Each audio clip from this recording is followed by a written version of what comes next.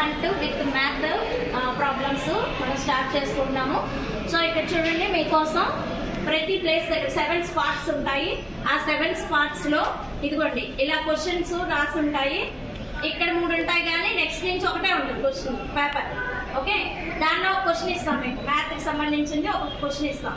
దాని ఆన్సర్ మీరు సాల్వ్ చేసి, ఆ ఆన్సర్ ఇదిగోండి ఇక్కడ బాక్సెస్ మీద ఉంటుంది. అది ఏ ఆన్సరో మీరు చూసి ఆ బాక్స్ తీస్తే లోపల క్లూ ఉంటుంది. అది ఏం క్లూ అంటే మీరు సెకండ్ ఎక్కడికి వెళ్ళాలో ఆ క్లూ.